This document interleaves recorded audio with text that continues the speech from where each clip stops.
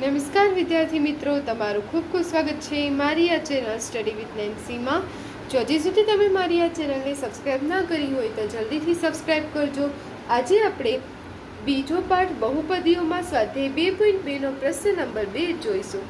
તો અહીં જુઓ, આપણને પ્રશ્ન નંબર 2 આપેલો છે કે નીચે આપેલી બહુપદી માટે p ઓફ 0, p ઓફ 1 અને p ઓફ 2 શોધો. કે નીચે આપણને જે બહુપદી આપેલી છે એમાં બહુપદીની આપણે કિંમત 0, 1 અને 2 મૂકીને આપણે એની કિંમત ગોતવાની છે, વેલ્યુ શોધવાની છે. એટલે એમાં આપણે જે ચલ છે એ ચલની જગ્યાએ 0, 1 ને 2 વેલ્યુ મૂકવાની છે. તો અહીં જોવામાં પહેલો દાખલો છે કે p of y is equal to y² minus y plus 1. તો અહીં આપણને p ઓફ y એ પૂછે તો y ની જગ્યાએ p ઓફ 1 શોધવાનું છે. એટલે p ઓફ 1 શોધવા માટે અથવા તો p ઓફ 0 શોધવાનું છે, p ઓફ 2 શોધવાનું છે. તો એને શોધવા માટે y ની જગ્યાએ આપણે 0, 1 મૂકવાના. આખા સમીકરણમાં જ્યાં પણ y હોય ત્યાં આપણે 0 અને 1 મૂકી દેવાનું અથવા તો 2 મૂકી દેવાનું. એનાથી આપણને જે વેલ્યુ મળશે એ આપણો જવાબ થશે. તો સૌથી પહેલા અહીંયા આપણને y ચલ આપ્યો છે ને, એટલે આપણે y લઈશું. એટલે સૌથી પહેલા y બરાબર શું લેતા? 0 લેતા. સૌની પહેલા y બરાબર આપણે 0 લઈએ તો y બરાબર 0 લેતા p ઓફ 0 મળી જશે, કારણ કે y બરાબર આપણે શું લઈ લીધું? 0. એટલે p ઓફ 0 બરાબર y ની જગ્યાએ મૂકશું 0, 0² માઇનસ 0 પ્લસ 1. હવે જુઓ, 0 નો વર્ગ 0, એમાં માઇનસ 0 એટલે શું થાય? 0 અને 0 પ્લસ 1 શું આવી ગયું? 1. તો p ઓફ 0 આપણને શું મળી ગયું? 1. હવે એવી જ રીતે p ઓફ 1 ગોતી લેશું. એટલે y બરાબર 1 લેતા. હવે y બરાબર 1 લેતા તો હવે આપણને શું મળે? p of 1. p ઓફ 1 બરાબર શું થઈ જશે? y² minus y plus 1. એમાં y ની જગ્યાએ 1 મૂકવાનું. તો 1 નો વર્ગ માઇનસ 1 પ્લસ 1. આમાં આપણે ધ્યાન રાખવાનું કે પહેલા વર્ગ કરવાનો પછી બાદ કરવાનો. આમાં એક ભૂલ થતી હોય છે કે પહેલા બાદ કરી દઈએ પછી વર્ગ કરીએ નહીં. પહેલા વર્ગ કરવાનો પછી બાદ કરવાનો. તો હવે જો 1 નો વર્ગ કેટલો થશે? 1 થશે. 1 માઇનસ 1 પ્લસ 1 થઈ જશે. એટલે 1 માંથી 1 જાય એટલે 0 અને 1 શું થઈ જશે? 1 થઈ જશે. 1 માંથી 1 જાય એટલે 0 અને 1. અથવા તમે આમ કરી શકો 1 ને 1 2, 2 માંથી 1 જાય તો 1. તો p ઓફ 1 આપણને 1 મળી ગયો. હવે આપણે y બરાબર 2 લઈને ગણ લઈએ કે y બરાબર 2 લેતા. તો y બરાબર 2 લેતા p ઓફ 2 મળી જશે બરાબર અહીંયા y² માઇનસ y પ્લસ 1 છે તો 2 નો વર્ગ માઇનસ 2 પ્લસ 1. હવે જોવો 2 નો વર્ગ તો 2 ગુણ્યા 2 કેટલા થશે? 4 માઇનસ 2 પ્લસ 1. 4 ને 1 5 અને 5 માંથી 2 જાય એટલે 3. અથવા તો 4 માંથી 2 જાય તો 2, 2 ને 1 3. પેલા અને ઈઝી ગણવું હોય તો 4 ને 1 પેલા સરવાળો કરી લેવાનો. સરવાળા વાળા પ્લસ વાળા પદ હોય એનો સરવાળો કરી લેવાનો. 4 ને 1 5, 5 માંથી 2 જાય 3. હવે એના પછી બીજો દાખલો જોઈએ. તો અહીં જો આપણને બીજો પ્રશ્ન આપેલો છે p ઓફ t બરાબર 2 plus t plus 2t² minus 3 cube. તો હવે તમે જોવો કે આપણને t આપ્યું છે. ઉપર જેવી રીતે y હતું ને અહીંયા t છે. આપણે તો વેલ્યુ મૂકવાનું કામ કે પહેલા આપણે y બરાબર 0 મૂકી દઈએ. તો y બરાબર 0 લેતા અથવા તો y બરાબર 0 મૂકતા.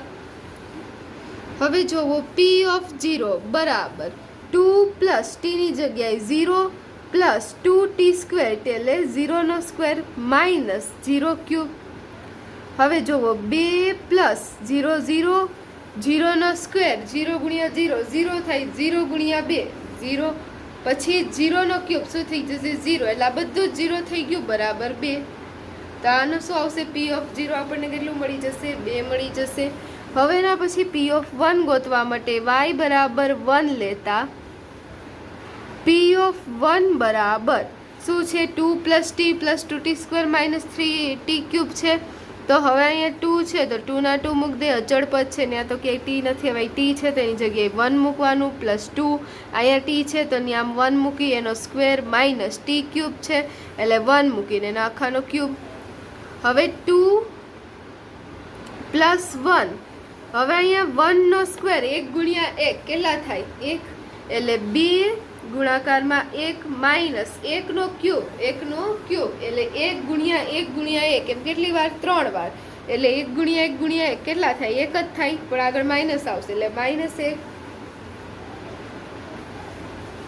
તો હવે જુઓ અહીંયા 2 + 1 3 લખી દઈએ, પ્લસ હવે 2 × 2 -1, 3 ને 2 કેટલા થશે? 5, 5 માંથી 1 જાય એટલે 4, એટલે P(1) આપણને કેટલો મળી જશે? 4. હવે આપણે એવી જ રીતે y બરાબર 2 લેતા ગણી લઈએ. y બરાબર 2 લેતા શું થઈ જશે? P(2) બરાબર પહેલા તો 2 પ્લસ, હવે t ની જગ્યાએ 2 પ્લસ 2t² એટલે 2 2 થઈ જશે, માઇનસ t³ એટલે 2 થઈ જશે. હવે તમે જોવો 2 + 2, હવે 2² તો 2 કેટલો થાય? 2 × 2 4 થશે, અને 4 × 2 એટલે કેટલા થઈ જશે? 8, અથવા તો 2 × 4 એક પદ હજી વધારે લખી દઈએ. 2 × 2 એટલે કેટલા? 4 થશે, એટલે 2 × 4. હવે 2³ એટલે 2 × 2 × 2 એમ 3 વાર થાય. આ 2³ થાય કે 2 નો આપણે કેટલી વાર? 3 વાર ગુણાકાર કરવાનો. 2 × 2 × 2 તો કેટલા થાય? 2 × 4 = 8, તો -8. હવે જુઓ 2 ને 2 કેટલા થઈ જશે? 4 પ્લસ 4 × 8 -8, તો 8 - 8 કટ થઈ જાય, 8 - 8 0 થઈ જાય, એટલે તો જવાબ શું આવી જશે? 4.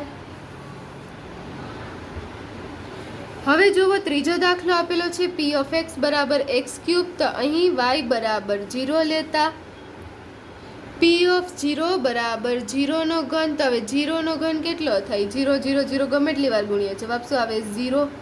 હવે પછી y બરાબર 1 લેતા, તો y બરાબર 1 લેતા P(1) બરાબર 1³ 1 × 1 × 1 એમ કેટલી વાર? 3 વાર. તો 1 × 1 × 1 કેટલા થશે? 1. તો આનો જવાબ કેટલો આવી જશે? 1 આવી જશે. હવે એવી જ રીતે y બરાબર 2 લેતા, તો y બરાબર 2 લેતા P(2) બરાબર 2³, તો 2³ આગળ ગયું, તો 2³ બરાબર શું થશે? 2 × 2 × 2 એમ 3 વાર, તો 2 × 4 = 8, તો કેટલા થઈ જશે? 8. તો આપણો જવાબ શું આવ્યો? 8 આવી ગયો. તો આ જુઓ ત્રીજો દાખલો થઈ ગયો. એના પછી ચોથો દાખલો છે. ચોથો દાખલામાં આપણને શું આપ્યું છે કે P(x) બરાબર x - 1 x + 1, તો આમાં પણ આપણે y બરાબર 0 લેતા સૌની પહેલા, તો P(0) થઈ જશે 0x છે, એને આપણે કેટલા મૂકવાના? સોરી, અહીંયા x છે એટલે અહીંયા x આવશે, એટલે x બરાબર 0 લેતા તો ઉપર પણ આપણે એમ જ આવશે. x બરાબર y ની x આપી છે રકમમાં, એટલે x બરાબર આપણે વેલ્યુ મૂકવાની છે. એટલે અહીં x બરાબર 0, x બરાબર 1 ને x બરાબર 2 લેતા, અહીંયા એટલે x બરાબર 0 લઈએ, એટલે x જ્યાં હોય ત્યાં 0 મૂકવાના. 0 - 1, અહીં 0 + 1. હવે જુઓ 0 - 1 એટલે શું આવી જશે? -1 આવી જશે, એને ગુણ્યા 0 + 1 એટલે 1 આવી જશે. 1 × 1 પણ કેવા 1 આવશે? -1 આવશે, કારણ કે આ નિશાની આગળ કેવી છે? માઇનસની નિશાની છે, એટલે પ્લસ માઇનસ માઇનસ આવશે, એ નિશાની -1 આવશે. હવે x બરાબર 1 લેતા, x બરાબર હવે આપણે 1 લઈએ, તો P(1) બરાબર 1 - 1 કૌંસમાં 1 + 1, તો હવે 1 - 1 એકમાંથી 1 જાય એટલે 0, અને 1 ને 1 2 થઈ જશે, એટલે 0 × 2 કોઈ પણ સંખ્યાને 0 સાથે ગુણાકાર કરીએ, જવાબ શું આવે? 0. તો આમાં આપણો જવાબ આવી જશે 0. હવે x બરાબર 2 લેતા, x બરાબર 2 લેતા, તો P(2) બરાબર 2 - x - 1 છે, તો x ની જગ્યાએ 1 મૂકીએ, તો 2 - 1, અહીંયા 2 x + 1 છે, તો 2 + 1 2 + 1, 2 - 1 કેટલા થઈ જશે? 1 થઈ જશે. 2 + 1 કેટલા થઈ જશે? 3 થઈ જશે. 1 × 3 કેટલા આવશે? 3. તો આનો જવાબ શું આવી જશે? 3 આવી જશે. તો આ જુઓ આપણા ચોથા દાખલાનો જવાબ આવ્યો, અને અહીં આપણો પ્રશ્ન નંબર 2 પૂર્ણ થાય છે. જો તમને વિડીયો પસંદ આવ્યો હોય તો લાઇક, શેર, સબસ્ક્રાઈબ કરજો.